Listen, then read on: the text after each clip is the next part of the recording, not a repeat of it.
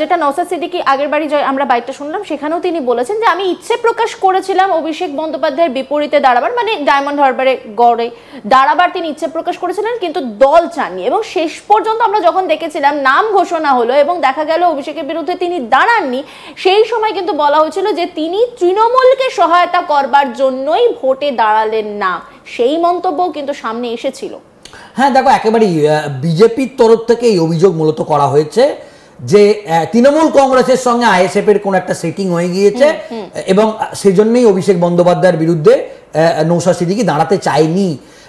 দেখো এই এই এই এই প্রশ্ন, এই স্পেসিফিক তুমি যে প্রশ্নগুলো অত্যন্ত গুরুত্বপূর্ণ প্রশ্ন, এবং এই প্রশ্ন একাধিকবার আমরা যারা আছি তারা কিন্তু সাংবাদিকরা তাকে নওশাদ সিদ্দিকীকে বিধানসভাতে এই প্রশ্নের মুখোমুখি আমরা করেছি, প্রশ্ন তাকে ছুড়ে দিয়েছি এবং প্রচুর আইএসএফ এর কর্মী সমর্থকদের এই প্রশ্নের মুখোমুখি হতে হয়েছে নওশাদ সিদ্দিকী।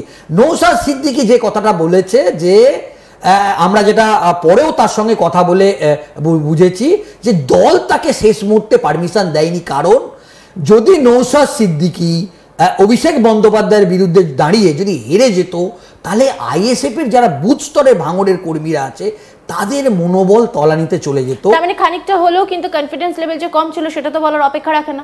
একেবারেই তাই, অবশ্যই কনফিডেন্স, কারণ দেখো অভিষেক বন্দ্যোপাধ্যায় একেবারে হেভিওয়েট নেতা এবং তৃণমূল কংগ্রেসের বলা যেতে পারে যে যে সাংগঠনিক যে সংগঠন আছে সেই সংগঠনের অন্যতম মুখ, এবং অভিষেক বন্দ্যোপাধ্যায়ের যে আসনটিতে গোটা 294টা বিধানসভা কেন্দ্রে যারা হেভিওয়েট এমএলএ এমপি সবাই কিন্তু অভিষেক বন্দ্যোপাধ্যায়ের এই নির্বাচনী কেন্দ্রের প্রচারে আসে এবং এটাকে অন্য চোখে দেখা হয়। মমতা বন্দ্যোপাধ্যায় এই কেন্দ্রটিকে অন্য চোখে দেখা হয়। তুমি নিশ্চয়ই জানো যে যে স্বাস্থ্য শিবির হয়েছে সেটা একমাত্র গোটা রাজ্যের মধ্যে অভিষেক বন্দ্যোপাধ্যায়ের কেন্দ্রেই লোকসভা কেন্দ্র হয়েছে, অন্য কোনো কেন্দ্রে হয়নি। সব সময় অভিষেক বন্দ্যোপাধ্যায় এগিয়ে। সেক্ষেত্রে আব্বাস সিদ্দিকী, আমরা যেটা জানতে পেরেছি, আব্বাস সিদ্দিকী শেষ পর্যন্ত একটা দলীয় মিটিংয়ে, আইএসএফ এর একটা ঘরোয়া মিটিংয়ে একেবারে স্পষ্ট তিনি নির্দেশ দিয়েছিলেন যাতে নওশাদ সিদ্দিকী না দাঁড়ায়, কারণ আগামী দিনে আইএসএফকে লড়াই করতে হবে 2026-এর যে বিধানসভা নির্বাচন। সেক্ষেত্রে 2024-এ যদি অভিষেক বন্দ্যোপাধ্যায়ের বিরুদ্ধে দাঁড়িয়ে হেরে গেলে তাহলে আইএসএফ এর কর্মীদের যে মনোবল সেটা তলানিতে চলে আসবে, তাহলে 26-এ লড়াই করতে তাদের সমস্যা হবে। এছাড়া দেখো তিনি প্রথমবার দাঁড়িয়ে প্রথমবারে জিতে বিধায়ক হয়েছে আইএসএফ, একেবারে বলাই যেতে পারে। তো সেক্ষেত্রে তাকে ভাঙড়ে অনেক সময় দিতে হয় এবং সেক্ষেত্রে দলীয় কর্মী সমর্থকদের মধ্যে একটা বলা যেতে পারে অন্য একটা চিন্তা চলে আসবে। সেক্ষেত্রে অনেক এরকম একাধিক 100টার বেশি কারণ আছে, সেরকম কারণ তারা ব্যাখ্যা করেছে এবং দল শেষ মুহূর্তে সিদ্ধান্ত নিয়েছে যাতে নওশাদ সিদ্দিকী অভিষেক বন্দ্যোপাধ্যায়ের বিরুদ্ধে না দাঁড়ায়। মানে আমরা দেখলাম লোকসভা ভোটের আগে এলো কি আইএসএফ খানিকটা সুবিধা করে দিচ্ছে তৃণমূলকে, আর বিধানসভা ভোটের আগে এলো যে আইএসএফ খানিকটা সুবিধা করে দিচ্ছে বিজেপিকে। এই নিয়ে তুমি কথা বলেছিলে নওশাদ সিদ্দিকীর সঙ্গে, নওশাদ সিদ্দিকী ঠিক কি বলেছেন এই নিয়ে শুনবো। নওশাদদা, যেটা তৃণমূল কংগ্রেসের পক্ষ থেকে একটা অভিযোগ করা হচ্ছে যে আপনারা বিভিন্ন জায়গায় প্রার্থী দিয়ে নাকি বিজেপিকে আপনারা সুবিধে করে দেন, কারণ আপনারা যে সংখ্যালঘু যে ভোটটা সেটা কেটে নেন। এটা নিয়ে আপনার কি বক্তব্য? আমাদেরকে সংখ্যাগুরুরা ভোট দেয় না, প্রথম কথা। দ্বিতীয় কথা হচ্ছে আমরা নির্দিষ্ট কোনো ধর্মের মানুষের ভোট চাই না আর চাইবো না। আমরা যারা বঞ্চিত, নিপীড়িত, অত্যাচারিত, চাপার কাজ হতে পারে, পিছিয়ে বর্গের হতে পারে, সংখ্যালঘু হতে পারে, সংখ্যাগুরু হতে পারে, তাদের পাশে দাঁড়ায় তাদের অধিকার বুঝিয়ে দেওয়ার জন্য আমরা রাজনীতির ময়দানে এসেছি। তৃণমূল কংগ্রেস আইএসএফ এর বিরুদ্ধে ওই একটা অভিযোগ ছাড়া দ্বিতীয় অভিযোগ করার ওদের কোনো জায়গা নাই। মানুষকে মিথ্যাচার করে, ভুল বুঝিয়ে, মিথ্যা অভিযোগ করে আইএসএফ কে কালিমালিপ্ত করার চেষ্টা করছে। কিন্তু দিনের আলোর মতো স্পষ্ট পরিষ্কার বাংলার মানুষ জানে যে কিভাবে বিজেপি আর তৃণমূল যোগসাযোগে আমাদের এই রাজ্য চলছে। দুর্গাপুরে গরু ব্যবসায়ীদের উপর আক্রমণ হচ্ছে, নন্দীগ্রামে গরু ব্যবসায়ীদের উপর আক্রমণ হচ্ছে, রাজ্যে 26,000 চাকরি বাতিল হয়ে গেল, অভয়ার পরিবার এখনো বিচার পেল না। এর মধ্যে কোনো না কোনো জায়গায় যেন দিল্লি আর বাংলার একটা সেটিং উঠে আসছে। সুতরাং তৃণমূল কংগ্রেস বিজেপির সাথে নিয়ে বাংলার মানুষকে বোকা বানাচ্ছে। যখন এই বাইনারি ভেঙে বাংলার মানুষ বিজেপি তৃণমূলকে প্রত্যাখ্যান করে ধর্মনিরপেক্ষ দলগুলোর দিকে এগিয়ে আসছে, তখনই মিথ্যাচার করা হচ্ছে।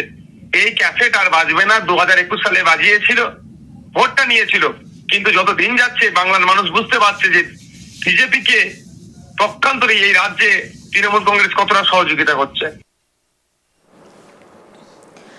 এখানে কিন্তু নওশাদ সিদ্দিকী একদম অন্য কথা বললেন। তিনি বললেন যে তৃণমূল কংগ্রেস এবং বিজেপির একটা ভেতরে বন্ধুত্ব রয়েছে, তাদের নিজেদের মধ্যে একটা সংগঠন রয়েছে, সেই কথা সেই অভিযোগ কিন্তু নওশাদ সিদ্দিকী তুলছেন এবং তিনি বলছেন 2021-এও এই বক্তব্য সামনে রাখা হয়েছিল, যেটা মানে এবারে আর করা যাবে না। দেখো এটা একটা বরাবরই এরকম একটা অভিযোগ করা হয় যে যেমন তৃণমূল কংগ্রেস অভিযোগ করে যে আইএসএফ বিজেপির বি টিম হিসেবে কাজ করে, তৃণমূল কংগ্রেসের ডেডিকেটেড সংখ্যালঘু ভোট কেটে বিজেপিকে সুবিধা করে দেয় এবং ঠিক পাল্টা সেরকমভাবে আবার আইএসএফ এর তরফ থেকে একটা এরকম অভিযোগ করা হয় যে তৃণমূল কংগ্রেসের সঙ্গে বিজেপির কেন্দ্রীয় স্তরে একটা সেটিং আছে, সেখানে লোকসভাতে বিজেপিকে সুবিধা করে দেয়া, আবার বিধানসভাতে নির্বাচনে তারা বিজেপিকে তৃণমূল কংগ্রেসকে সুবিধা করে দিয়ে এখানে তৃণমূল কংগ্রেসকে জেতার সুযোগ করে দেয়। এই এরকম পাল্টা অভিযোগ এবং আরেকটা অভিযোগের মধ্যে কিন্তু এটা একটা প্রতিনিয়ত এরকম একটা অভিযোগ চলে।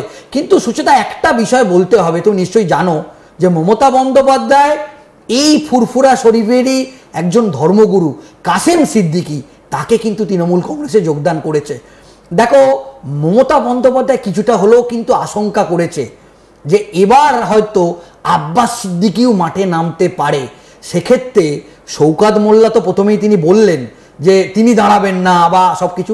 তবে একটা বিষয় বলতে হবে, আব্বাস সিদ্দিকী বা নওশাদ সিদ্দিকীদের একটা যে জনভিত্তি আছে সেটা দেখো প্রমাণ আমরা দেখেছি ভাঙড়েতে। সেক্ষেত্রে কাসেম সিদ্দিকী এখন কিন্তু মমতা বন্দ্যোপাধ্যায়ের তুরুপের তাস।